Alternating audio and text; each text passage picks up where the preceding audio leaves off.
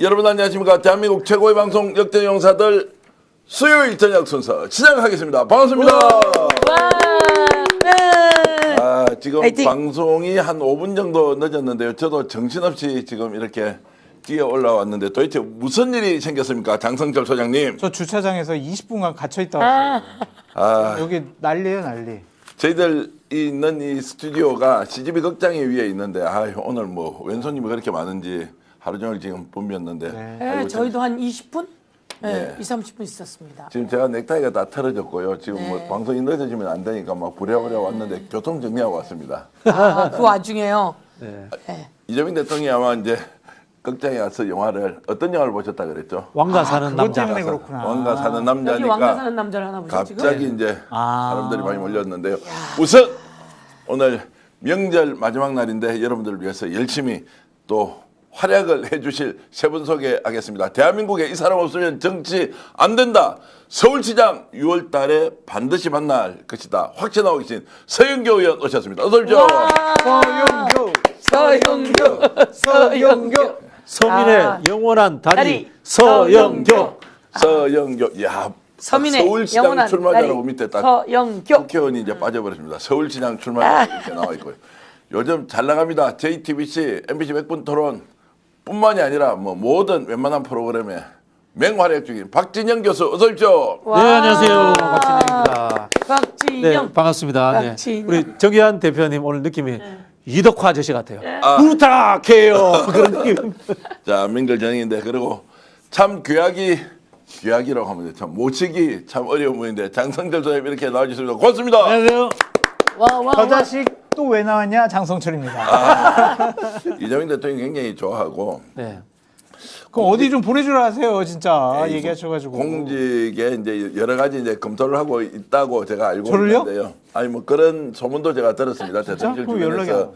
들었는데 기다리세요. 그래? 또 3월 금방 되면 오지 않습니다. 3월 되면 또 중요 지상파의 또 방송 진행자로 지금 준비하고 있는데 보도 자료를 제가 학수고대하고 있습니다. 언론에서 보도 자료를 낸다 그러더라고요. 에이, 잘려버려라, 네. 씨. 안 돼. 시작도 안 하고 잘리면 어떡해요. 더 좋은 데 가게. 아침마다 나오세요. 아침마다 나오라고 하면 아침 프로를 받는다는 건데 아침 프로예요? 자, 오늘도 한번 나오십시오. 네네네. 뭐 짧게 우리 이제 말씀을 아주 잘하시는 분들이니까 짧게 명절 어떻게 지내셨어요? 저는 서울에 있는 시장 여러 군데를 다녔고요. 망원시장, 네. 용산에 있는 용문시장, 그리고 용산역에서 귀성객 인사드리고요. 오늘은 서울에 올라오는 분들 인사드리고, 그리고 중랑구에 있는 시장 5군데 쫙 다 팔아드리고 거점 인사하고, 뭐 면목시장 출신인데요, 제가. 예, 서울에 있는 곳곳 전통시장에서 이제 서울시장으로 가고 있습니다. 네. 이제 마켓에서 메이어로 이렇게 바로 시장을 예. 두르다가 결국 서울시장으로 가고 있다. 네. 예, 일단 아재 개그지만 뭐 괜찮게 잘 들었습니다. 박 교수는 고향 다녀오셨어요? 아니, 이번에는 못 갔습니다. 저는 뭐 조용히 가족들과 함께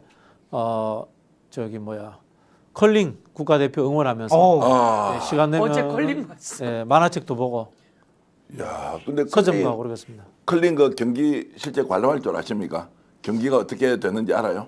아니 뭐 룰은 대충 아는데요. 제가 그 컬링이라는 종목 20년 전에 처음 나왔을 때 시골에 맷돌 갖고 와서 은행 본점에서 굴리면서 한번 선수를 해볼까 고민한 적은 있습니다. 야, 진짜 별걸 다 해. 아재 개그 다 60년대생들 다 나와가지고 나보다 개그가 떨어졌어. 맷돌이 굴러갑니까? 장 소장님은요? 저는요, 서영교 의원님 나오신다 해가지고 제가 좀 성대모사 제가 좀 연습했는데 잘 안 되네요. 누군데요? 예? 지금 이게 서희교 의원님 성대모사예요? 잘 안 되네요. 억양만 들어도 저랑 비슷하신 것 같아요. 더 연습할게요. 임천 소장한테 좀 배워야 되겠는데 임천 열심히 소장 굉장히 비슷하게 하던데 벌써 2,000분이 들어왔습니다. 요즘 방송하다 보면 동접자가 뭐 4,000명, 5,000명 가는 게 참 어렵다 싶어서 예전에 2만 명, 3만 명 될 때 그때가 기적이었는데 우리가 그 기적을 모르고 살았다. 적다고 할 것이 아니라 지금 들어오시는 분들이 너무너무 귀하게 우리들을 이렇게 지켜주셔서 감사하다. 그때는 해계망측한 분들이 나라를 다스리고 있어가지고 동접자가 는 거죠. 지금 이게 정상적인 거예요. 정상적인데 레거시도 사실 좀 너무 잘하더라고요. 지난번에 윤석열하고 우리 3년 동안 목숨 걸고 싸울 때 좀 잘하지. 요즘 이재명 대통령한테 왜 그리 정말로 재래식 언론들이 잘하고 있습니까? 이 새로운 정권을 바꾸신 힘에는 스픽스가 있었죠. 네, 감사합니다. 정말 저렇게 해도 되나? 안 다치나? 위험하진 않나? 라고 생각할 정도로 중요한 내용들을 잘 가져다가 국민들께 알려주고 그래서 스픽스 최고였습니다. 감사합니다. 네, 정권 교체하는데 스픽스가 최고였다. 저는 이렇게 단연코 이야기합니다. 서울시장으로 달려가자. 뭐 이렇게 가자! 말씀드리겠습니다. 서민의 영원한 다리 서영교 복경옥 TV님 고맙고요. 그리고 하얀평정님, 아르미님 여러분들 이렇게 많이 들어와 주셨습니다. 고맙습니다. 재근님도 오셨고요. 아웃사이더님 고맙습니다. 자, 오늘 본격적으로 토론에 들어가는데 저희들이 오늘 오후 2시 30분쯤에 단독으로 보도를 하나 했습니다. 뭐예요? 송영길 대표가 모레 금요일 날 오후 2시 30분에 인천시당에서 복당 아, 중앙당으로 하는 게 합니다. 아니고요? 중앙당도 할 수 있지만 뭐 인천시당에서 이제 복당하는 걸로 사무총장 조성래 총장하고 이제 서로 통화를 했다. 뭐 이렇게 해서 이제 복당을 전직 당대표니까 그냥 정청래 대표가 이렇게 좀 복당 신청서 받고 환영하고 좀 그런 퍼포먼스가 필요하지 않을까요? 위상에 맞게. 인천시당으로 이제 결정이 됐습니다. 2시 네. 반으로 이제 하는데 복당은 절차가 있어서요. 그러니까 현직들은 중앙당에서 주로 합니다. 아. 그런데 이제 저도 좀 체크했는데 복당을 지금 현직이 아니라서 탈당할 때 인천시당으로 탈당기를 냈었기 때문에 지금 상징적으로 인천시당에다 네. 복당서를 내고 복당은 절차가 있습니다. 그래서 그 절차를 뭐 누구만 또 특별히 이렇게 할 수도 없으니까 간단한 절차는 밟아야 될 거로 생각합니다. 예, 그렇게 해서 이제 네. 2시 반에 이제 뭐 이렇게 하는 거고요. 아마 이제 주소도 이제 원래 인천이었고 네. 서울지검 용산에 빌라 28평 오늘 정확하게 제가 물어봤어요. 저는 직접 네. 가봤던 적이 있는데 몇 층인지 몰랐는데 5층이라 그러고요. 28평짜리 빌라에 이제 전체로 살고 있는데 주소를 이제 인천으로 옮기는 모양이더라고요. 그래도 생각보다 빨리 박정희 교수 이렇게 복당이 진행되네요. 뭐 본인의 의지가 강하시니까요. 그리고 지금 어쨌든 전국이 요란스럽습니다. 솔직히 말씀드리면은 대통령이 청와대로 옮겨가신 이후에 민주당이라는 당의 리더십이 확고히 서지 못했다라는 느낌을 받고 있기 때문에 의미 있는 중진 정치인들이 들어온다는 것은 그만큼 또 이 기대감을 가지기 때문에 빨리 움직이시는 게 본인을 위해서도 당을 위해서도 좋다 그런 생각이 듭니다. 근데 정청래 대표가 직접 이제 전화 통화를 하고 형님 이렇게 하면서 이제 복당 관련된 것들을 아마 박수현 이제 수석 대변인이 발표할 겁니다라고 하고 오늘 조성래 또 사무총장이 직접 네. 전화를 하고 이런 것만 보더라도 예우를 좀 하면서 어쨌든 좀 어렵게 바깥에 나가 있었지만 이제 원래 주소지였던 인천으로 복당하는 것은 민주당으로서 재단이 이렇게 예우를 하고 있는 거 아닌가요? 그렇죠. 그리고 또 민주당에 계신 분들이 좀 미안한 감정도 있는 것 같고 안쓰러운 감정도 있는 것 같고 여러 가지 좀 복잡한 감정이 있는 것 같아요. 그래서 뭐 정청래 대표나 지도부나 아니면 민주당 의원분들이 복당에 반대한다거나 뭐 다른 목소리가 나오기 좀 힘든 그런 분위기가 아닌가. 그런 목소리를 내기가 어렵죠. 낼 수가 없는 것 같아요. 아니 윤석열 정부에서 그토록 열심히 싸우고 그토록 맞아요. 이렇게 고초를 받은 사람이 어디 있습니까? 네. 네. 그리고 언론과 어떻든 그 불법 수집 증거 등에 의해서 원래 돈봉투 문제로 제기가 됐는데 엉뚱한 것으로 먹사연. 또 불똥이 튀었는데 그 모두가 무죄 내는 과정이 얼마나 힘들었겠어요.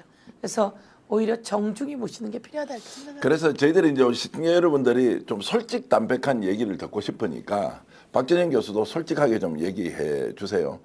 정청 대표가 이제 뭐 어쨌든 뭐 저렇게 리더십에 좀 상처를 받고 있고 또 송영길 대표가 무죄 선고를 받은 상태에서 민주당 내부 분위기는 송영길 대표가 복당하는 게 당연하다라고 하지만 실제로 환영 일색이냐 아니면 속으로 약간 경계를 좀 하고 있나 뭐 이런 것들에 대해서 좀 질문을 먼저 좀 불편하니까 박 교수한테 먼저 드려볼게요. 근데 뭐 특별히 불편하게 경계할 사람이 있겠습니까? 네. 그런 사람은 저는 없다고 봅니다. 왜냐하면요. 최근에 형성된 갈등 관계 속에 포함되어 있지 않은 분입니다. 그런 분이고 앞서 말씀드린 것처럼 윤석열 정부 동안의 이 고초 그리고 그분이 했던 투쟁 이런 부분들을 모두가 알고 있기 때문에 함부로 그분의 이 정치적 복귀에 대해서 어떤 평가를 내리기가 어려운 상황입니다. 그리고 또 확대하자면은 대통령께서도 송영길 대표한테 신세진 부분이 분명히 있지 않습니까? 그런 부분에서 대통령도 아마 굉장히 반기고 계시지 않을까 뭐 그런 생각이 듭니다. 현재 갈등 관계에는 그렇게 뭐 관계가 없다라고 말씀하시지만 미래의 권력 구도 개편에는 상당한 갈등 관계의 중요한 요소가 되지 않을까 좀 그런 생각이 들어요. 그래서 재보궐선거 6월달에 인천 계양을로 뭐 출마를 하신다거나 그 다음에 8월달 전당대회 때 당대표 출마 여부가 여권 내 집권 세력 간의 권력 구도에 상당한 좀 영향을 끼치지 않을까 좀 그런 생각이 듭니다. 카드가 많기 때문에 오히려 이제 더 복잡해지는 게 있지 않습니까? 카드는 당사자한테는 어떤 것이든 잡아도 되지만 전국 전체를 주도하는 이재명 대통령 또 민주당 전체로 보면 야 어떻게 쓰임새가 있는 게 제일 좋지 이렇게 고민할 수밖에 없을 것 같은데 솔직히 어떻습니까?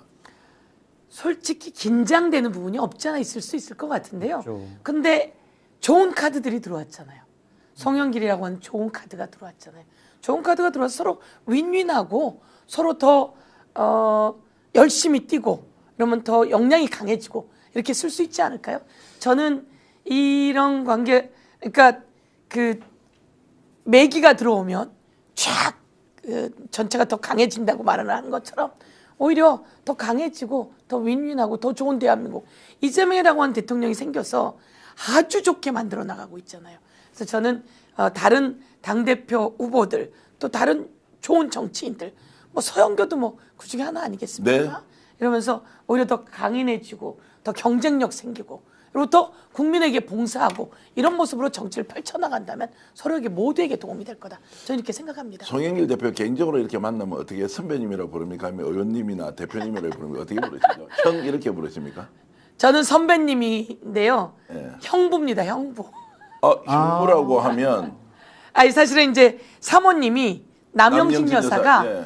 제가 대학교 2학년 때 저희 4학년 언니였는데 제가 1986년도 이화여대 총학생회장이에요. 예, 예. 그러니까 상당히 중요한 인물이잖아요.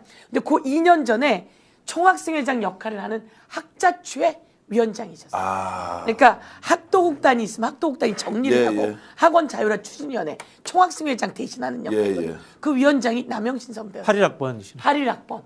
얼마나 멋있는지 그 여인이 대학교 4학년 저희는 완전히 너무 멋있는 여인이었는데 그 여인이 어떻든 송영길 의원님하고 이제 결혼을 했는데 송영길 선배님이 항상 저보고 처제 이렇게 이야기했는데 이제 그런 건 송영길 선배님의 장점입니다. 네. 약간의 인연을 가지고도 아주 편안하게 자신이 당대표일 때 오히려 힘이 있으니까 덜 할 텐데 그때 처제라고 한다든지 이렇게 되는데요. 저는 어떻든 당의 뭐 대표기도 하셨고 남영신이라고 하는 여사도 아주 중요한 정치적 자원이기 때문에 저는 그렇게 지내고 있고. 예. 근데 이제 서 의원님이나 박진영 원장님이나 이렇게 좋은 거 이렇게 말씀하셨는데 권력 구도의 관점에서 보면은 짚어봐야 할 대목들이 여러 가지가 좀 있어 보여요. 다른 분들에게 끼치는 영향력도 좀 상당한 것 같고 예를 들면은 배지를 달아요. 근데 정리된 것 같아요. 제가 봤을 때는 배지로 가는 방향 어느 지역에 예. 출마할 건지는 예. 왜냐하면 송영길 전 대표가 되게 강하게 나는 개항을 나갈 거야. 라고 지금 계속 스픽스를 통해서 몇 번 얘기를 하셨거든요. 고려 대상이고 뭐 공식적으로 본인이 거기 나가겠다고 밝힌 적은 없고요. 아니 근데 개항을 나가겠다고 이렇게 본인 입으로 막 얘기를 하고 아니, 주소도 개항을- 내일 옮기고 막 그렇죠. 그런 인천으로 거 보면 옮기는데 이제 계양을 뭐 연수 뭐 이런 게 있겠죠. 네. 인천만 이제 일단 선거가 생기니까. 근데 개항으로 가실 것 같아요. 예, 그러니까 예. 그냥 그 확정적인 것 같은데 거기에 대해서 뭐 민주당 지도부라든지 아니면 청와대에서 다른 분위기의 반응이 안 나오더라고요.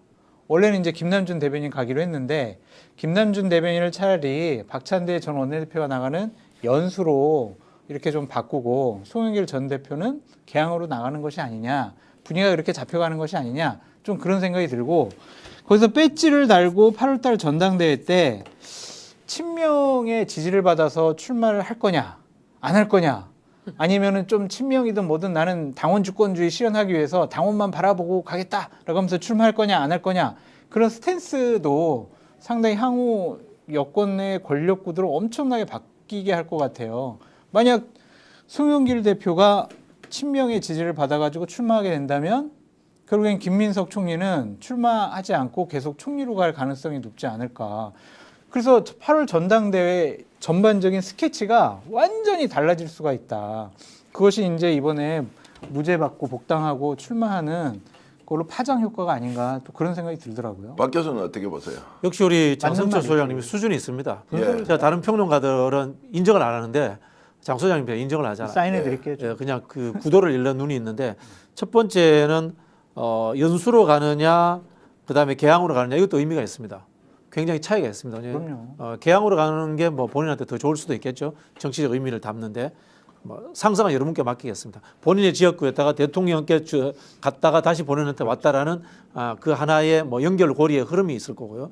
두 번째는 차기 당권 주자들과의 관계 문제인데 저는 여기서는 조금 다르게 해석을 하고 싶은데 대통령과의 관계 설정의 이야기를 드리고 싶습니다.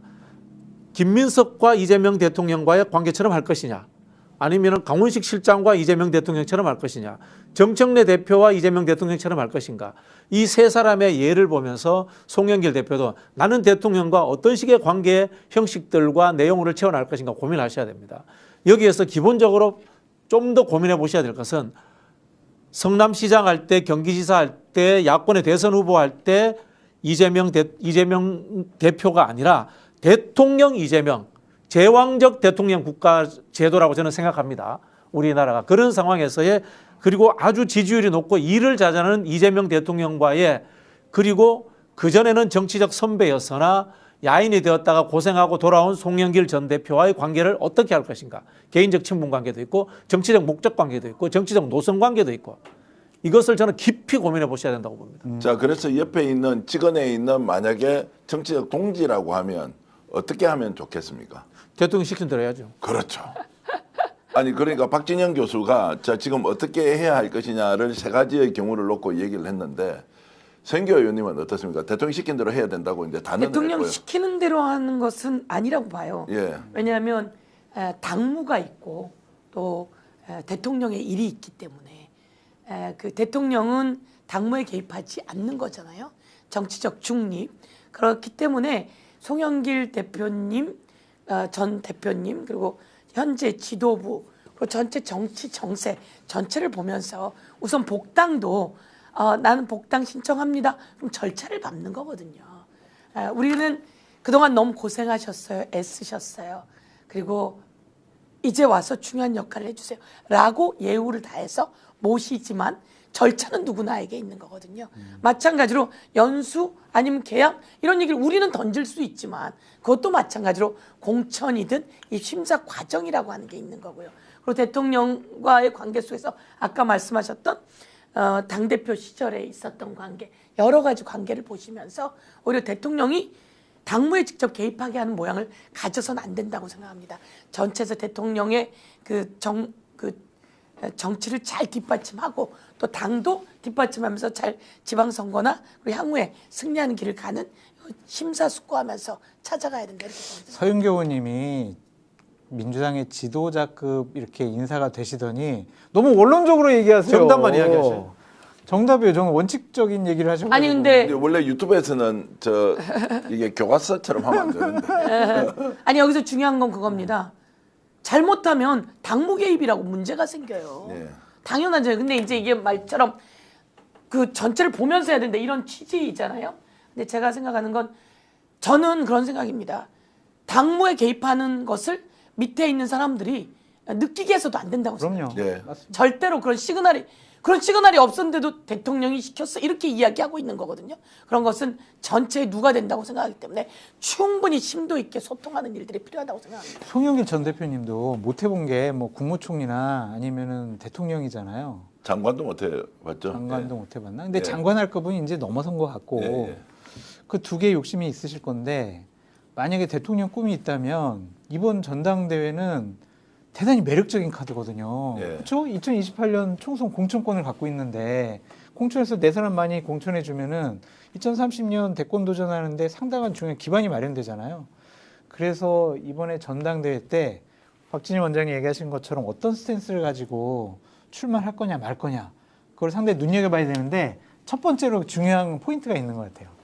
여론조사 한번 할 것 같습니다. 송영길 전 대표 이름 넣어가지고 자 8월달 민주당 전당대회 당신은 누구 정청래, 김민석, 송영길 이 세 분의 순위 만약에 송영길 대표가 2등 나오고 김민석 총리가 3등 나오게 되면 김민석 총리가 출마하기는 쉬워 보이지 않는다. 구도가 정청래 대 송영길로 좁혀지지 않을까. 그 첫 번째 여론조사가 너무 재밌을 것 같아요. 싸움을 말려야 하는데 싸움을 붙이는 쪽으로 싸움을 지금 붙여야지 가야 돼. 재밌죠. 싸움을 붙여야 싸움을 돼. 아니 진짜 갈등과 재밌어요. 분란이 아니라 예. 권력 구도에 대해서 이제 관심 있는 포인트를 저는 말씀드립니다. 예. 그 진짜 싸움을 잘 붙이는군요. 아니에요. 이제 복당 신청한다는데. 당 대표로 그러나 지금 흥미진진하긴 해요. 김인석 대표하고 같이 아니 뭐 경합을 저기 할수 있다. 좋은 표현으로 이제 상생적 경쟁을 하면 그렇죠. 되는 거고요. 저는 이제 그 대통령의 말씀에 따라야 된다는 이야기를 좀 더 구체적으로 말씀을 드리면요. 송영길 대표가 뭐 어디에 출마를 하고 당 대표가 되고 이런 부분이 아니라 인생의 동지잖아요. 네. 험한 일들을 같이 겪었잖아요. 그렇죠. 그래서 대통령께 저 앞으로 어떻게 살아야 될까요? 뭐 대통령하고 허심탄회하게 그런 이야기들을 해야 된다고 봅니다. 이런 질문 하나 드리겠습니다. 제가 이제 송영길 대표 인터뷰도 이제 하고 뭐 현장에서 무죄 선고받을 때 뭐 라이브 중계도 하면서 좀 최근에 이제 좀 자주 뵀던 편인데 제일 궁금한 게 기자 출신은 뭐 대통령하고 통화를 했다. 통화를 했다는 걸 확인을 하고 그 뭐 쇼츠가 100몇십만 회가 나왔더라고요. 더 궁금한 거는 대통령이 어떤 얘기를 했을까? 송영길 대표한테 무죄 선고 받자마자 바로 전화를 했다 그러더라고요. 그런데 이제 어떤 얘기를 했을까 이런 게 궁금한데 그건 끝까지 얘기는 안 말할 수 해요. 없죠. 얘기를 할 수가 없다. 그래서 저는 속으로 별 이야기 안 했고 그냥 아니, 잘 그럴 있었으니까 수 이렇게 했던 거 아니냐? 뭐 이렇게 저는 생각을 하기도 했고요. 그럴 수도 있죠. 이런 것 같아요. 자, 제가 대통령 이야기를 잘 들어야 된다는 이야기를 했는데 대통령 이야기를 잘 듣는다는 게 아랫 사람으로서 대통령 시키는 것만 하라 이런 뜻은 아니에요. 네, 예. 그러면은 무엇을 이야기하느냐라면은 대통령이 한 가지를 이야기하면은 그 나머지 것들까지도 스스로 알아서 처리할 수 있는 역량을 보여주셔야 돼요. 예, 예. 정치인들은. 내각에 있는 저는 강요들도 마찬가지라고 봅니다.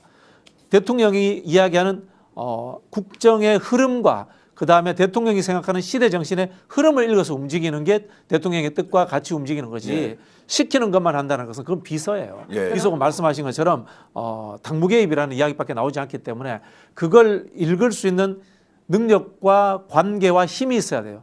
그래서 말씀드린 것은 굉장한 신뢰관계를 지금도 있다고 생각합니다만은 다시금 확인하는 절차가 좀 필요하다는 생각이 듭니다. 그 박진영 교수가 이제 누구보다 이재명 대통령의 마음을 잘 읽고 있는 분이니까 이재명 대통령은 지금 현재 송영길 대표가 어떻게 하면 좋겠다라고 생각이 좀 어렵다. 있지 않겠습니까? 아니 어렵지만 이거 질문해야 되는 거지. 송 대표는 그래서 이제 인천경협 출마까지 가는데 대통령으로서 지금 이제 송 대표가 어떻게 쓰임새 있게 자리를 잡으면 좋겠냐라는 질문에 답변 좀 해주세요. 저는 일단 대통령께 찾아뵙고 이런 상황들을 설명을 할 필요가 있다고 봅니다. 자신의 정치적 진로에 대해서도 설명을 하면서 이러이러한 방향들이 어떻게 하면 국정에 도움이 될까요?라고 서로 상의하자라는 것을 먼저 던지는 게 필요하다고 봅니다. 네. 그러고 나서 자연스럽게 이제 대화가 될 것이다. 그런데 저는 말씀하신 것처럼 대통령이 결론 내리지 않을 겁니다. 어느 세상에 어떤 대통령도 그 대통령은 넘버원이에요. 네. 넘버원이 잘 되는 게 제일 중요한 거고 국정이 잘 되는 게 우선인 거지 넘버 투가 잘 되고 넘버 쓰리가 잘 되는 건 중요하지 않습니다. 그런 부분에서 규정해서 당신은 이걸 해주세요라고 이야기하는 역대의 지도자는 존재하지 않습니다. 그걸 읽어내는 것이 저는 넘버 투고 넘버 쓰리고 넘버 포인 사람이 나중에 성장하는 힘이라고 봅니다. 와 저런 이야기 들으면 진짜 대통령이라는 자리가 대단하구나. 우리가 그 대통령의 일거수일투족에 논평을 하는 그 위치에만 있는 것만 해도 우리도 대단히 인생을 잘 산다 이런 생각. 아니죠. 우리는 번외의 사람들이니까. 아니 그래도 의원님은 안 하시잖아요. 우리는 해도 됩니다. 왜? 우리는 번외의 사람이니까 해도 되는 겁니다. 근데 박 교수가 그렇게 깊이 있게 이렇게 딱 분석을 해주니까 야 우리도 진짜 중요한 일을 하고 있구나 이런 생각 순간적으로 든다고요. 이게 대통령께서 무슨 이야기를 하시는지 무슨 생각을 하시는지 여기서부터 여기까지 사실 대통령은 국민을 위한 일들을 하고 있기 때문에 그렇게 하면 다 지지해요. 그런데 간혹 이렇게 삑사리가 나는 게 대통령이 여기까지 생각하고 있는데 이걸 가지고 대통령의 뜻이라며 더 나가다가 다치는 거거든요. 더 나가다 무리하는 거고 저는 이재명 대통령이 잘하고 있기 때문에 제가 최고위원을 하면서 진짜 많이 느꼈어요. 근데 이게 정치인의 기본입니다. 누구를 위해서 무슨 일을 하는데 여기에 자기가 욕심이 좀 더 들어가기 시작하면 그렇죠. 그러면 삑사리가 나고 그렇게 되면 당원들도 그렇고 국민들도 그렇고 저거 뭐지? 이렇게 되는 거라고 생각해요. 네. 제왕학의 유명한 이야기였어요. 제왕은 부끄러움이 없다. 즉 세상에 존재하는 모든 것들은 제왕을 위해서 존재하는 거예요. 물론 현실의 대통령이 제왕은 아닙니다만은 그렇기 때문에 대통령이라고 이야기하지 않고 이 정부의 성공이라는 걸로 우리가 대체해서 이야기를 합니다. 공공의 가치를 주어로 넣어서 이야기하는데 이재명 정부의 성공을 위해서라는 것이 모든 것에 앞장서는 첫 번째 목표가 되고 2인자의 목표도 그것이 돼야 되고 3인자의 목표도 그것이 돼야 되는 것이지 2인자의 목표가 우선이 되고 3인자의 목표가 우선이 되는 순간 그거는 저는 영린이라고 봅니다. 그래서 복당을 이제 금요일 날 하신다고 그러잖아요. 그때 첫 메시지가 뭘까? 그것도 되게 흥미롭게 지켜보고 있어요. 그러니까 주어를 나 송영길로 할 건지 아니면은 이재명으로 할 건지 그것도 상당히 좀 첫 일성이 궁금합니다. 이미 그건 나와 있는 것 같습니다. 이재명 정부 성공을 위해서 본인이 어떤 선택을 하는 것이 가장 중요한가라는 게 기준이니까. 복당 때 주어는 뭐 이재명 대통령 이렇게 되지 않겠습니까? 오늘 뭐 방송을 송영길 대표가 직접 보시면 장성철 소장 얘기를 꼭 잘 받아들이면 좋겠다 이 생각이 들긴 하네요. 근데 이것도 약간 아재 개그 수준으로 갑니다. 어쨌든 이재명 정부가 성공을 해야 송영길 전 대표도 길이 열리는 것이 명확하지 않습니까? 계산으로 보면. 그래서 자신을 앞세울 수 있는 상황이 아니다라는 생각도 드는데요. 맞습니다. 근데 이재명 정부의 성공을 이재명 대통령은 뭐라고 얘기해 줄까요? 제가 자꾸 언론적이지만 저는 국민들도 그렇게 이해하셔야 된다고 생각하는데 국민들을 위한 대한민국의 성공이 이재명 정부의 성공이지. 그렇죠. 우리는 언젠가부터 제왕적 대통령의 문제를 지적하면서 또 이재명으로만 가는 게 아니라 국민을 위한 성공이 이재명 정부의 성공이다라고 해서 사실은 그렇게 언제나 가야 될 것 같습니다. 알겠습니다. 지금 재밌는 주제 오늘 속보 나온 걸 가지고 여러분과 함께 나누고 있는데요. 댓글도 많은 분들이 의견 주고 계십니다. 당내에서 있는 이런저런 좀 분란에 대해서는 의견 좀 안 주시면 안 됩니까? 지금 더 재밌고 좋은 이야기 하는데 누가 책임이다, 누가 책임이 아니다. 지금 끝난 당이 이제 한 길로 가고 통합하는 분위기가 만들어지는데 누구 책임이다 아니다라고 하면서 조국혁신당 통합 관련된 내용 댓글 올려주시는 분들 보기가 좀 민망해서 그런데 좀 의견이 있으시더라도 지금 이제 하나의 이재명 정부 성공을 위해서 가는 그 길로 좀 다 동참을 좀 해주시면 좋겠습니다. 제 욕은 좀 줄었어요? 많이 줄었고요. 저 욕을 많이 하고요.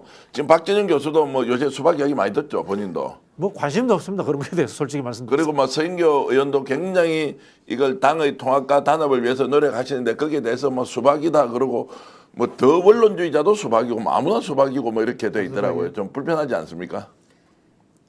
당원들이 자꾸 나뉘어지게 된 데는 당 지도부의 책임도 있다고 저는 생각합니다. 잘해야 되고 더 잘해야 되고 저희들 보고 왜 목소리를 내지 않냐고 하는데 우리가 같이 싸울 수 없잖아요. 맞습니다. 지도부에 이쪽 저쪽에 다 조언을 하고 지도부가 다 정리를 해나가고 이렇게 되는 게 이재명 정부의 성공을 가는 길이기 때문에 국민 여러분 그리고 지지자 여러분 힘을 좀 주십시오. 예. 좀 그것보다 송 대표님께 저 사실 송 대표님 굉장한 애정을 가지고 있습니다. 그래서 감히 제가 좀 더 조언을 드리자면은 천천히 가셔도 된다. 정말 천천히 가셔도 된다. 조국 대표를 반면 교사로 삼으셔서 정말 천천히 가셔도 된다. 라는 말씀을 드리고 싶고요. 그다음에 송영길이 꿈꾸는 나라가 뭔지 정리할 필요가 있습니다. 네. 대한민국 정치인 중에 송영길 대표만큼 공부 많이 한 사람이 없지 않습니까? 몇 개국 외국어 하시고 정치, 경제, 뭐 문화, 외교, 안보 모든 분야에 대해서 망라해서 지식의 양이라는 것은 가장 월등할 겁니다. 근데 송영길이 꿈꾸는 나라는 무엇인가? 라는 하나의 형상화를 시키는 거. 벌써? 아니 모든 정치는 그게 있어야 됩니다. 저 박용진 의원 남들이 욕할 때 박용진 의원 칭찬했습니다. 박용진이 꿈꾸는 나라는 뭔지 알겠거든. 느낌이 오거든. 그죠? 뭐 의원님 옆에 계시지만 정원호 구청장이 뭘 잘했는지 저는 잘 몰라요. 그러나 정원호가 구청장이었다라는 것만으로도 정원호는 서울시장이 되면 이럴 것이라고 사람들이 짐작이 간단 말이야. 그런 부분에서 저는 송영길 대표가 본인이 많이 알고 공부한 것들을 집대성해서 이 뭐라고 합니까? 아이덴티티를 하나 쌓아야 돼요. 근데 제가 생각에는 조국 대표를 반면교사 삼았으면 좋겠다는 생각이 들어요. 그러니까 작년 내가 이야기했잖아. 사면 복권 된 다음에 조급함이 보였거든요. 그리고 합당 문제와 관련해서도 상당히 본인들 요구 사항을 되게 많이 얘기하고 오늘도 보니까 뭐 어떤 대변인인가 이런 분이 상당히 여러 가지 우리는 이렇게 해주고 저렇게 해주고 막 서울과 뭐 어디 호남에서는 뭐 단일화 경쟁해야 된다 막 이런 요구 사항들이 되게 많더라고요. 그거보다는 좀 분위기가 주변에서 이렇게 모아질 수 있도록 좀 차분하게 지내시는 것이 좋지 않을까 그런 생각도 좀 저도 한 말씀 이제 드리면 누군가 질문을 하길래 지금 가장 필요한 게 무엇이냐 박정인 교수 이야기와 똑같은데요. 절대로 서둘러서는 안 된다. 그럼요. 근데 저는 안 된다고 얘기했습니다. 서두르라고 그랬어요? 선택지가 없다. 서두르면 안 된다고. 그렇지. 모든 것은 민심이 결정할 것이고 대통령의 의중이 있을 것이고 그것이 자연스럽게 집단지성으로 당에서도 나올 것인데 어디가 맞다 무엇이 안 맞다라고 하는 방식보다는 무조건 기다려야 한다. 뭐 이런 이야기를 저는 했고요. 두 번째는 전략 전술론에서요. 카드를 많이 가지고 있는 사람은 절대로 카드를 쓰면 안 돼요. 카드는 없는 사람이 쓰는 거예요. 카드를 많이 가지고 있는 사람은 카드를 굳이 본인이 안 쓰더라도 엄청 똑똑해졌는데. 야, 엄청 똑똑해. 원래 이런 물이 아닌데. 오랜만에 나왔어요? 아니 카드를 그렇게 많이 가지고 있는 사람은 절대로 카드를 서둘러서 써서는 안 됩니다.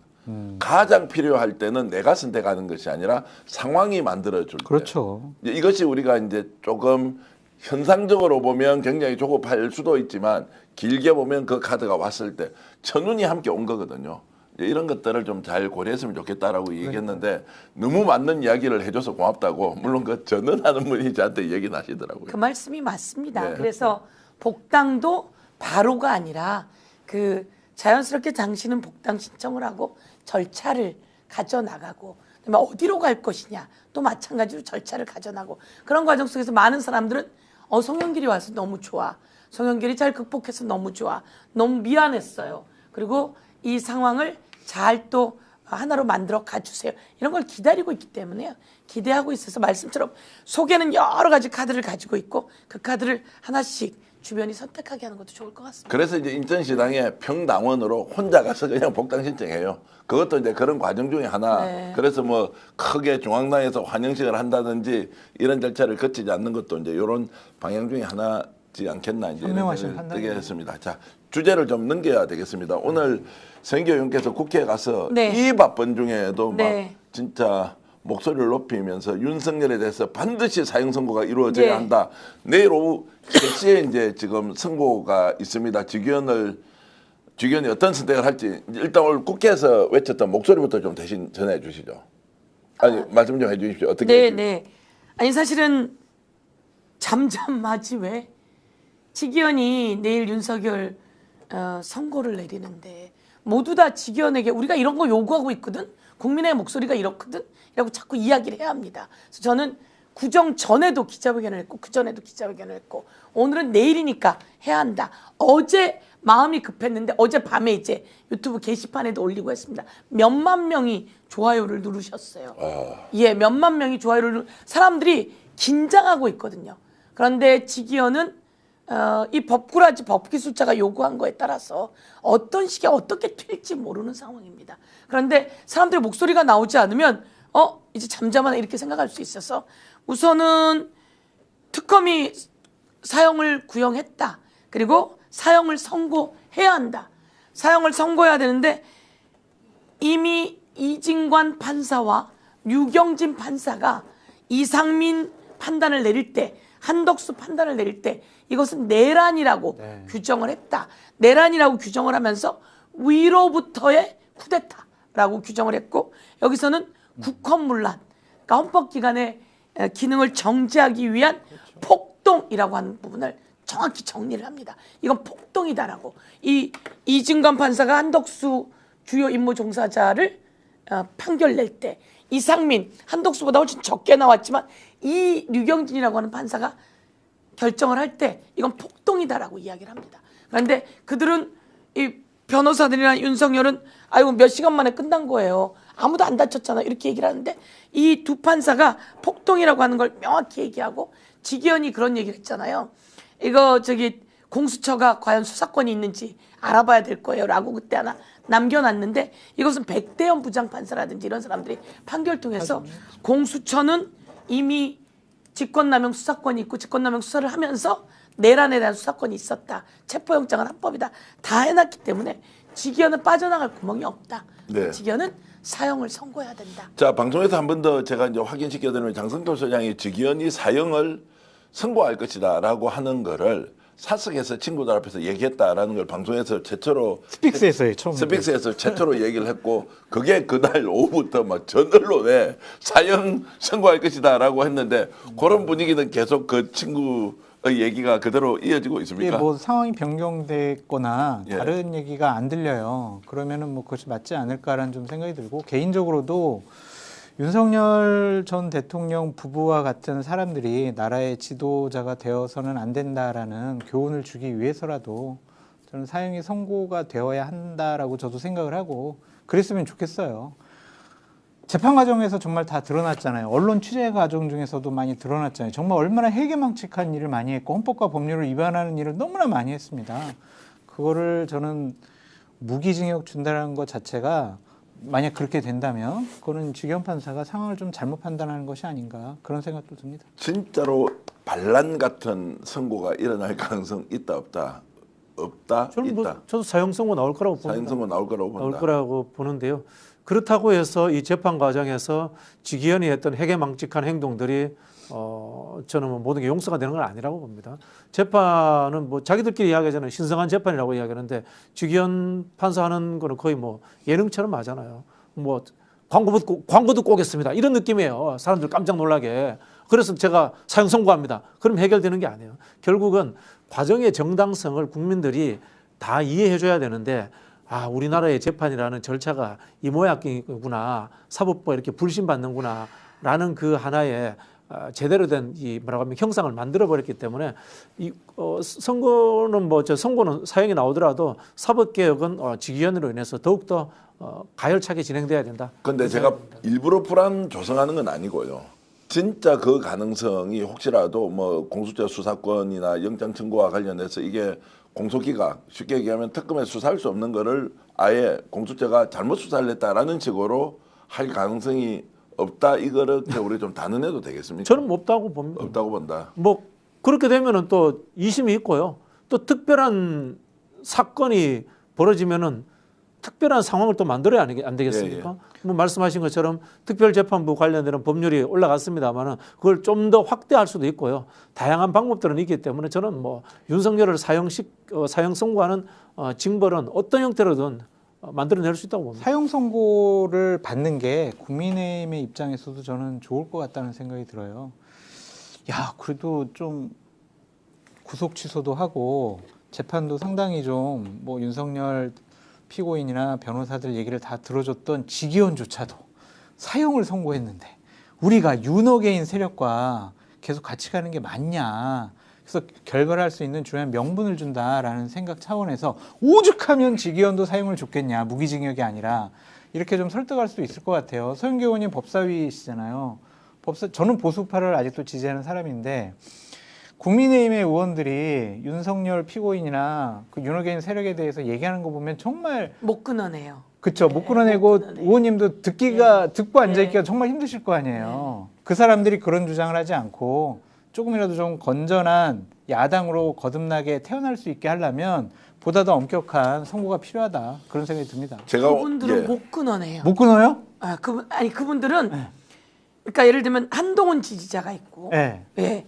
거기 그 법사위가 다 한동훈 개파였어요. 예. 근데 바뀌면서 못 끊어내요. 한동훈을 지지할 때 한동훈이 윤석열과 각을 세워서 싸웠잖아요. 네. 그래도 말하다가는 윤석열에 대한 그 무죄다. 윤석열이 오죽하면 그랬겠냐라고 하는 걸 이야기하고 있어요. 그렇습니까? 예. 그래서 제가 그걸 보면서 못 끊어내고 있는데 말씀처럼 오히려 직위원이 그렇게 해주면 네. 그들에게는 빌미가 될 수 있겠죠. 그러니까요. 근데 저는 그 걱정을 합니다. 왜 대한민국 사람이 다 내일 사형이 나올까?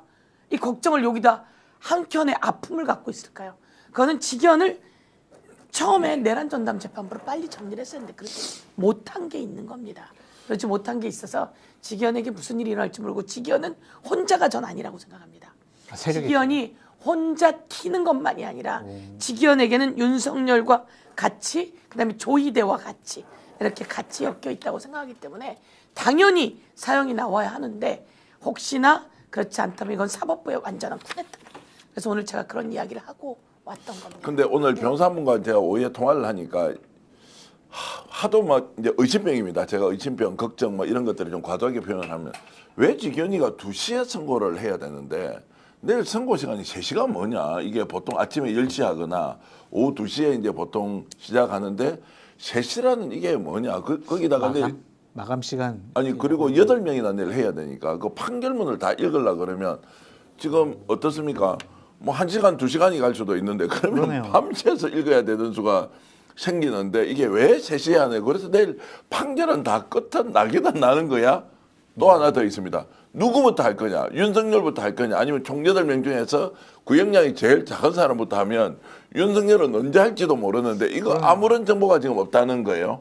이게 지금 의심병 수준이라고 보기는 좀 그렇지 않습니까? 원래 뭐 장관님? 그거를 즐기는 사람인 것 같기도 한 것 같아요. 제가요? 아니 지기현 판사가 예, 예. 뭐 이전에도 막 그랬잖아요. 예. 뭐 마지막 신문 같은 거를 또 연기도 하고 또 다른 날짜 또 잡고 막 그랬던 기억이 있어가지고 본인이 주도해 나가는 주목받고 싶어하는 그런 측면도 있지 않을까 그런 생각이 드네요.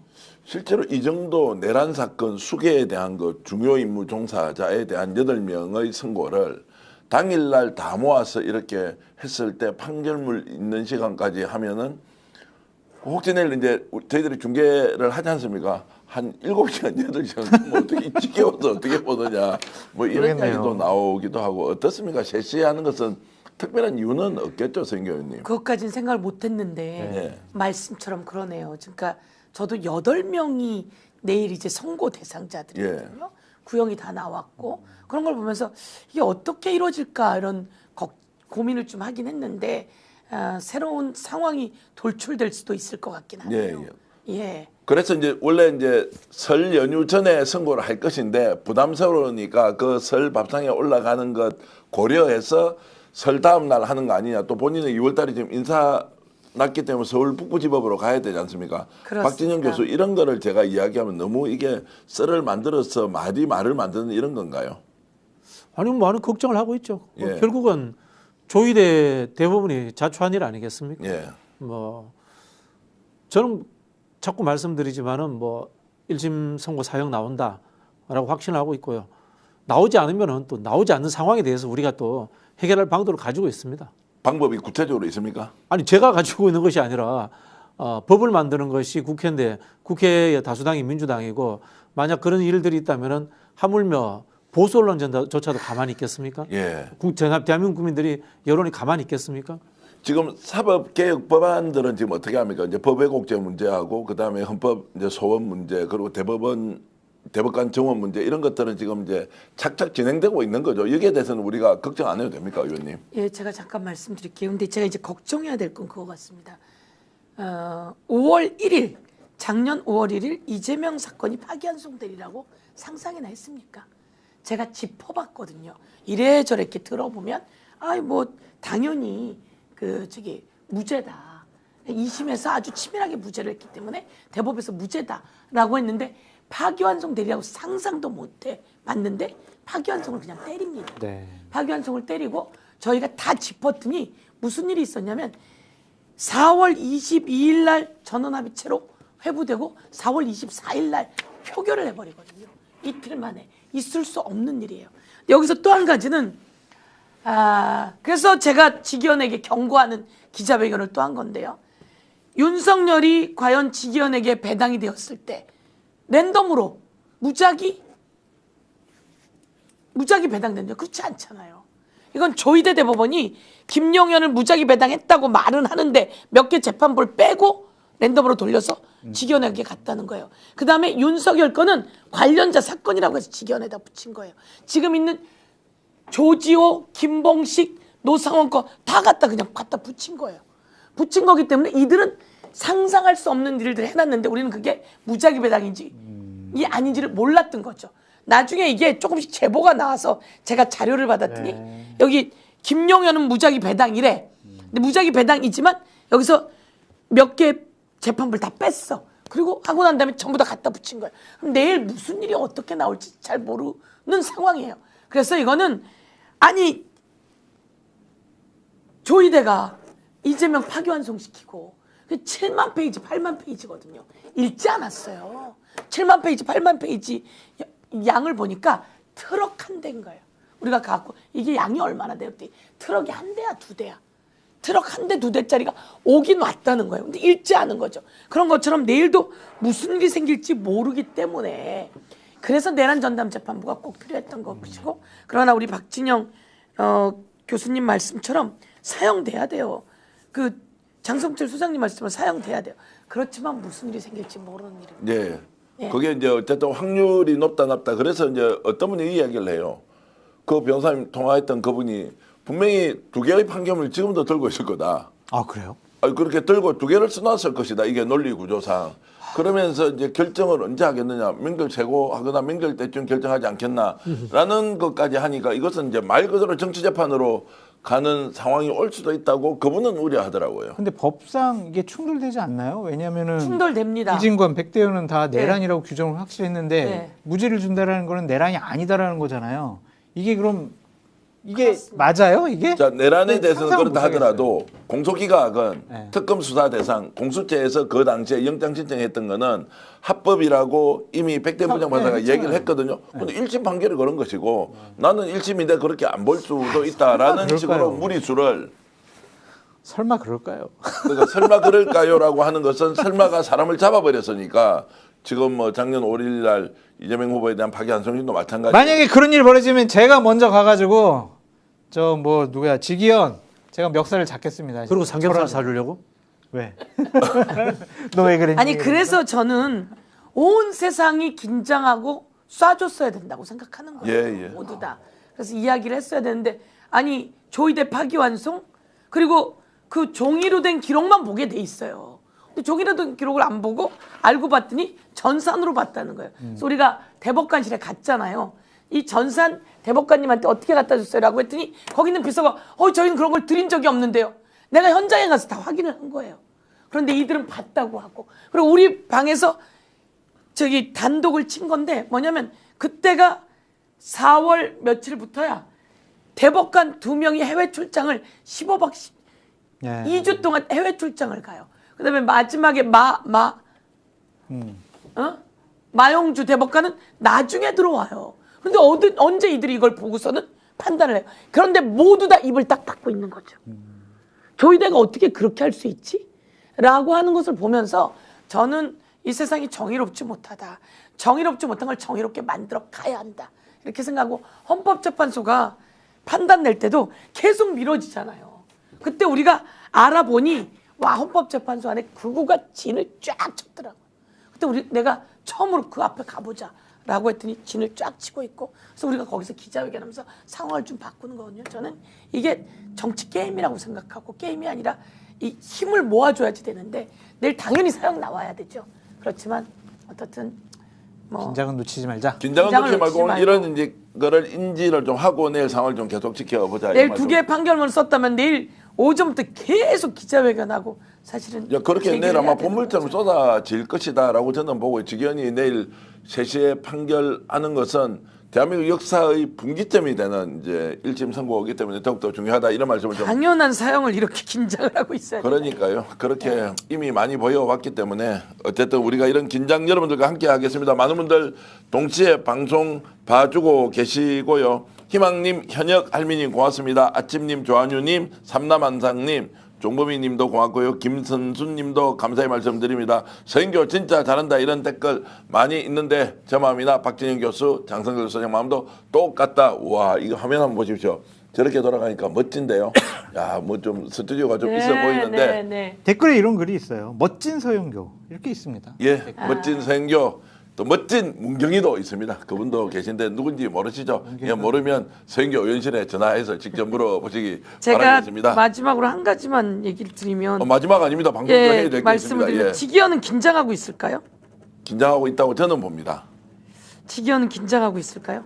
제가 받은 사진이 있어요. 네.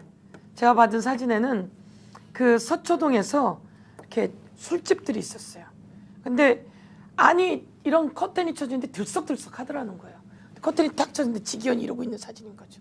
제가 받았어요. 최근이에요? 그래서 예, 최근입니다. 그 사진 있으면 문경이 보좌관 한번 저한테 좀 카톡으로 보내주시면 좋겠는데 이거 공개도 되는 사진입니까? 이거는 뭐 단독글인데. 예, 그래서 나중에 보고, 그러니까 그거는 이제 주변에 있는 사람들이 찍어서 보내온 거예요. 예. 그러니까 거기에 사람들이 여럿이 앉아갖고 들썩들썩한 거예요. 거기에 반기는 이렇게 사람을. 그래서 저 사람은 긴장하고 있을 거다 이렇게 남들은 생각하고 있지만 그렇지 않은 거죠.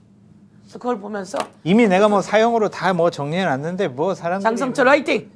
아니, 이런 그렇게 생각하지 친구들한테 않을까요? 했던 이야기도 있다고 네. 하니까요. 아, 지금 그 사진 갑자기 보고 싶은데 제작진이 좀 고생하긴 하겠지만 있으면 좀 전달해 줄. 그게 어떤 장면의 사진인지 설명 좀 해주시겠습니까? 그러니까 이제 그 서초동 주변인 것 같고요. 예. 호프집이에요.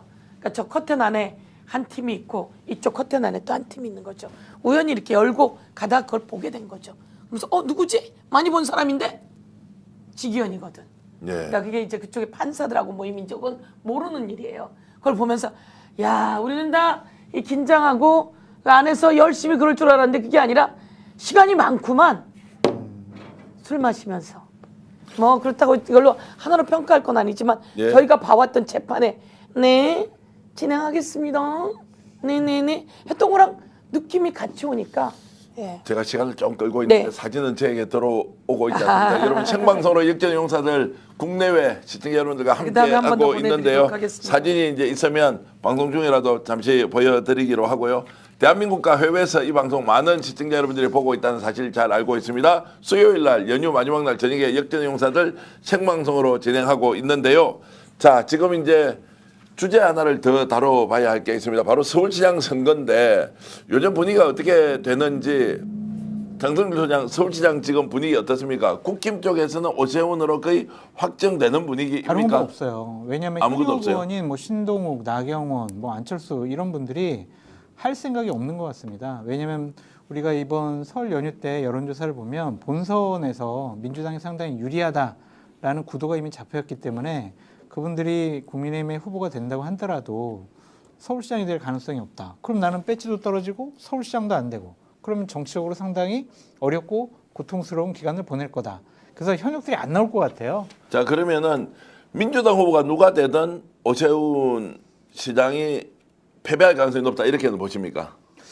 저는 뭐 여론조사에서는 오세훈 시장이 좀 뒤지는 걸로 나오지만 본선 가면은 승부를 예측할 수가 없다. 오세훈 시장이 이긴다라고 전망을 해도 뭐 틀리지 않는다. 그렇게 좀 말씀드리고 싶어요. 왜냐하면 정원호 구청장은 아직 검증을 받지 않았어요. 일 잘하는 정원호라고 하지만 일을 못한 부분 몇 가지 공개가 되고 도덕적으로 윤리적으로 좀 문제가 있는 부분들이 검증이 더 확실하게 된다면은 이분이 신인이기 때문에 받는 타격감은 훨씬 더 클 겁니다. 그래서 지금 시작도 안 했기 때문에 현재 나온 여론조사를 갖고 뭐 정원호 구청장이 유리하다 그렇게 보기엔 좀 어려운 것 같습니다. 선교 의원 지금 이제 열심히 뛰고 있고 지지율이 계속 올라가고 있던데 서영교 의원님은 이미 검증이 끝난 분 검증이 아닙니까? 끝났는데 이제 워낙 이제 투사 이미지가 이게 행정가 이미지로 변신하는데 시간이 사실 걸리는데 지금도 지겨 문제는 뭐 진짜 지금까지 해왔던 공로로 보면 서울시장 한 3번 하나만 말씀드릴게요. 국회의원 4년 딱 한번 해보면요. 어느 단체장이나 어느 행정기관 가도 누구보다 전문가들보다 훨씬 잘합니다. 아, 실제로. 맞습니다. 어느 장관 그 부처에 전문가들 데려다 넣더라도 국회에서 활동한 분, 거기 상임위에서 여러 가지 문제점 보고받고 파악한 분, 그분이 가면 훨씬 더 정치력이 있고 장악력을 잘하기 때문에 국회의원이 훨씬 더 잘해요. 제가 제일 잘해요. 네. 맞습니다. 제가 뭐 이런 말은 그렇지만 진짜 제가 제일 잘해요. 네. 정치력이 있고요. 서울시장은 정치력이 있어야 돼요. 그럼요. 행정가는 못해. 행정가는 요 틀에서 벗어나지 못합니다. 그리고 그 조례 이거 벗어나지 못해요. 왜냐하면 그것에서 벗어나면 타격을 받기 때문에. 근데 정치인은 이걸 해결하거든요. 그렇죠. 그리고 제가 21대 국회의원 중에 서울 국회의원 제가 공약 이행률 1등이지. 득표율 더불어민주당에서 1등이지. 법안 통과율 1등이지. 뭐 그리고 또 지금 말씀처럼 수시로 일하지. 지역에 그 잔잔한 뭐 큰 거 저희는 주거 공급이 완전히 다 이루어지고 있습니다. 네. 4만 호가 준비되고 있는데요. 오세훈 시장이 주거 공급 발목 잡고 있잖아요. 저희는 너무 멋있게. 그러니까 역세권의 주거 공급을 딱 한 가지 얘기하면 역세권을 딱 주거 개발로 딱 정했어요. 200 몇 세대가 땅을 내놓고 1,500세대가 생겨요. 네. 그런데 그렇게 내놓는 사람들이 자기 건물이 있을 거 아니에요. 월세를 받으면 평생 편안히 살아요. 그러면 재개발을 하자 그럴까요? 안 해요. 저한테 찾아왔어요. 왜 재개발하려고 그러냐. 난 반대다. 네. 근데 제가 잘 설득을 했더니 그 다음 모임에서 그분이 나가서 사인하면서 감사 맡아주고 있어요. 네. 그래서 어제 우리가 그 지역에서 만났는데 서영교 의원님 말씀 듣고 내가 좀 손해를 보지만 나는 이 재개발을 해서 마을을 변화시킬 거예요. 90% 동의율이에요. 내년에 이주해요. 이런 걸 보면서 제가 하는 일들은 아주 뭐 왜냐하면 제가 국회의원 처음 했더니 재건축을 하는데 50군데가 와서 나한테 울더라고. 소송하고. 그거 다 해결해서 멋있게 딱 지었거든. 그걸 보니 모든 사람들 서영교가 하는 대로 하자라고 해서 주거 공급 2030년까지 4만 호 저희 지역만. 와, 근데 서영교 의원실 대단합니다. 제가 방송 전에 저걸 보질 못했는데 언제 저걸 만들어서 아예 딱 올려놓고 야 이게 올 센스 있는 올 역전용사들에 딱 나오시는데 그걸 딱 절묘하게 이렇게 홍보를 하는데 아, 이 홍보 내용은 참 좋습니다. 박재인 교수 이거 질문 하나 드릴게요. 그럼 실제로 정치인 뭐 재선 3선 뭐 다선 의원들이 행정하면 훨씬 더 잘하는데 왜 지금 서울시장의 국회의원 출신들이 좀 상대적으로 서울시장 선거에서는 좀 손해를 본다는 느낌이 좀 들고 있습니까? 뭐 두 가지 측면이 있는 것 같은데요. 환경적 측면에서 정원호 구청장 때문이에요. 예, 예. 이게 저는 이제 한국 사회에 늘 정치 혐오가 어느 정도 존재한다고 봅니다. 정치 혐오가 늘 존재한다고 보는데 국민의힘이 뿌린 이 정치 혐오의 씨앗이 민주당에게도 어느 정도 불똥이 튑니다. 그런 측면에서 현역 국회의원보다는 기존에 보이지 않던 서울시장 후보 출신 성분을 따지면은 구청장 신선하잖아. 이런 식으로 그게 옮겨간 거예요. 정치 혐오가 있고 새로운 하나의 직업군 구청장 이렇게 생각돼 버리고 정원호 구청장이 그 이미지를 가져가 버리니까 나머지 국회의원 출신들이 구정치인처럼 취급이 돼서 뜰 기회를 상실한 측면이 있다. 그런데 이런 건 어떻습니까? 원래 이제 구청장이 바로 광역단체장 특히 서울시장까지 간다는 것은 야 이게 단계를 좀 거쳐야 하는데 일반적으로 대중이 인식을 하고 있지 않습니까?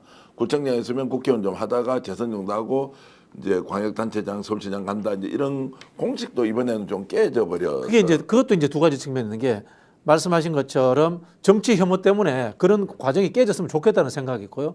또 긍정적인 측면에서는 성남시장 경기지사였던 이재명 대통령이 행정가 출신으로서 대통령이 되고 잘한다라고 생각을 하니까 예. 아 구청장 행정가구나 라는 하는 포지티브한 측면에서 점수를 많이 주는 측면도 있다. 뭐 이렇게 보여지고요.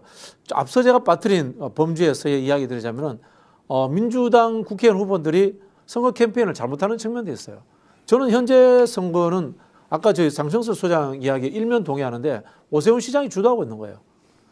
얻어맞더라도 오세훈 시장이 얻어맞고 있고 당내 갈등을 야기하더라도 오세훈 시장이 갈등을 야기하고 있고 결국은 칼자루를 오세훈 시장이 잡고 가고 있는 거예요.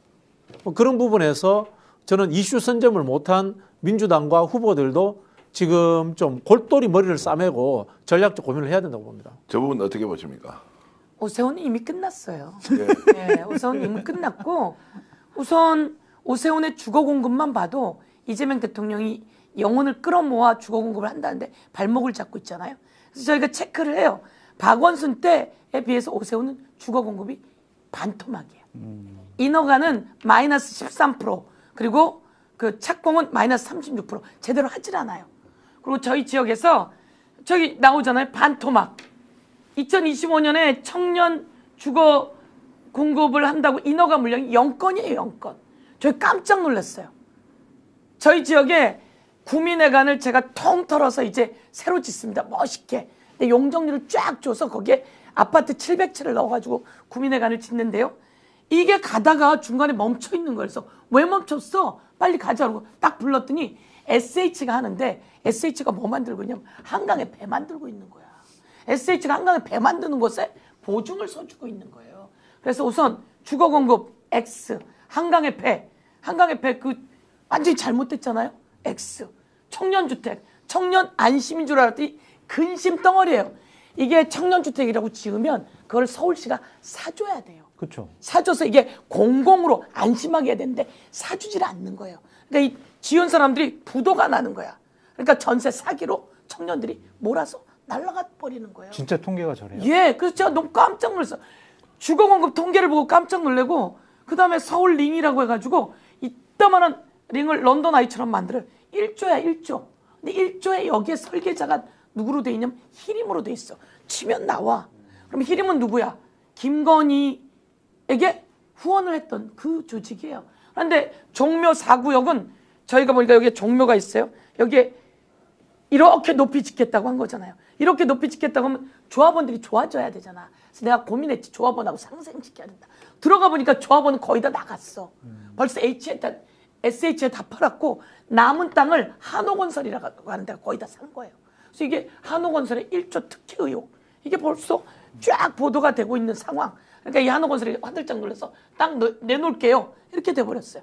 그래서 몇 개 참사. 저는 그래서 제가 생각하는 건 그거예요. 52조나 되는 올해 예산이 52조입니다. 여기에 청년주택이라든지 뭐 이런 거 지원할 수 있는 예산이 다 깎였어요. 그리고 깜짝 놀랐어요. 왜 이렇게 하지? 이 사람의 관심사는 뭐지? 한강에 배를 만드는데 관심이 들어갔는데 10척을 더 만들겠다는 거 아니에요? 그 한강 배는 어디에서 만들었냐면 가덕중공업에서 만들었는데 가덕중공업은 이름이 멋있잖아요. 중요한 건 배를 한 번도 만들어 본 적이 없는 거예요. 네. 이런 데다가 한다면서 저는 이걸 보면서 누가 되든 간에 국민이 주신 세금에 이자 붙여 돌려드리는 정치를 하는 게 가장 중요하다 이렇게 생각하고 근데 이게 뭐 적임자가 저라고 생각하는데 네, 예. 근데 왜 그게 민주당 후보들의 지지율로 오지 않을까요? 네. 저는 이게 정책의 옳고 그름이라든가 정합성, 논리성을 이야기하는 것이 아니라 오세훈이 그런 잘못을 하고 있다면은 오세훈의 멱살을 잡고 무대 위에 올라가 있어야 돼요. 민주당 후보들이. 그래서 무대에서 내려오면 안 되는 거예요. 근데 제가 봤을 때는 오세훈이 수많은 정책적 실수를 하고 잘못을 하고 있고 오세훈에게 비판을 하는데 오세훈의 멱살을 잡고 늘어지고 무대 위에 같이 있는 반대편의 정치인이 안 보인다는 거예요. 근데 이제 제가 이제 약간만 평론하자면 이게 저예요. 예, 지금 이제 올라가셔야 되는 거예요. 그러니까 이게 올라가시고. 전데 중요한 건 저도 오세훈하고 양자 대결해서 오마이뉴스가 했을 때 이긴다고 나와요. 네, 예. 저까지 이긴다고 나오는데 중요한 건 오세훈의 멱살을 잡은 적이 없는 사람에게 가 있다는 거예요. 예. 지지율이. 그래서 제가 이제 예. 좀 더 그러나 말씀하죠. 조언은 잘 듣겠습니다. 그러니까 저는 이제 이 지금 라운드가 만들어져 있지 않는 거예요. 무대에 올라가서 뭔가 한번 경쟁을 해야 하는데 민주당 후보들도 공개 토론을 통해서 실제로 시장으로 자격이 있는지 어떤 목표를 가지고 있는지를 좀 확인하면 좋겠는데 없는 상태에서 이제 선거운동만 하니까 아마 예비후보 경선 토론이나 이런 거 있으면 굉장히 박진감 넘치게 민주당에서 아마 이제 실력이 다 나올 것이라고 보고 이제 그 시점에 박지원 교수가 얘기했듯이 이슈 하나를 딱 들고 가서 완전히 주도할 수 있는 걸 누가 이제 만들어내느냐 이것은 이제 서인교 의원이 해야 될 일인 것 같고 그래도 지금 이제 상위권에 링크가 돼 있으니까 어떤 식으로든 뭐 끌어올려서 그냥 물렀을 뿐이 아니잖아요. 여기서 중요한 건 오세훈이 지금 재판에 가 있거든요. 그게 뭐냐면 명태균 여론조사를 받아서 김한정이라고 하는 사람에게 대납을 시켰다. 네. 이거를 계속 찾아낸 게 이제 제가 명태균 게이트 진상조사단 단장으로서 찾아내고 의원님이셨어요? 예, 그걸 찾아내고 그걸 법적 조치해서 지금 재판에 가 있는 상황이거든요. 그래서 지난 국감 내내 명태균하고 붙은 내용이 바로 그런 내용입니다. 그러면서 여론조사 좀 해달라고 질질 울었다라는 내용까지 나오지만 어쨌든 그런 상황이고 그 일들을 저는 제가 직위원 그리고 검찰 이렇게 하듯이 누군가는 꼭 치밀하게 가서 해야지 되는 일이고 그리고 저는 지역에서는 저희 지역이 서울의 더불어민주당 후보 중에 득표율이 1등 나오는 그런 지역이 아니에요. 근데 제가 지난번 22대 총선에서 1등이 나왔거든요. 그거는 지역에서 행정이라고 한다면 행정은 정치와 결합해서 가장 잘하고 지역이 확확 바뀌는 거죠. 그리고 뭐 어쨌든 그런 걸 보면서 하는 건데 그러나 우리의 승리를 위해서 저는 뭐 누가 되든 간에 힘을 보탤 생각이 있다는 생각. 자, 서인교 의원이 이렇게 고군분투 하고 계신데 우리 세 사람이라도 박수를 한번 딱 서인교 의원께 보내드리고 싶습니다. 저는 저 서윤교 의원님 나오신다고 해가지고 예. 서윤교 이름으로 삼행시를 지어왔어요. 우와 멋지다. 네. 장승철의 서인교 삼행시나 이거 바로 쇼트로 만들어서 좀 올려주십시오. 읊어주세요. 제가 그러면 시작하겠습니다. 서, 서울시장 민주당 후보는 영, 영교 서영교 교, 교과서처럼 읽고 암기하고 외치세요. 서영교 이렇게 가는 네. 거. 와. 야, 제가 서영교 의원님하고 인연이 된 지 한 20년 됐어요. 아 그래요? 네. 오래됐어요. 아니 옛날 민주당 사람들하고만 20년 더 되었죠. 처음 정치 시작하실 때 네. 2004년도에 뵀던 것 같은데 와. 네. 그때 이제 지금보다 훨씬 젊으셔가지고 야, 열심히 이게 하시고. 아니 그때랑 똑같으세요. 예. 감사합니다. 감사합니다. 연교 서연교. 야, 이건 이제 진짜 멋진데 보수 정당 출신 대한민국 최고의 정치평론가가 서영교 의원을 삼행시로서 헌사를 한다 이런 것들은 와. 아니, 이게 대표님이 하라고 준비하라고 이렇게 했잖아요. 아니 좀안 해서 그런가요? 아, 참 진짜 잘하셨습니다. 예, 감사합니다.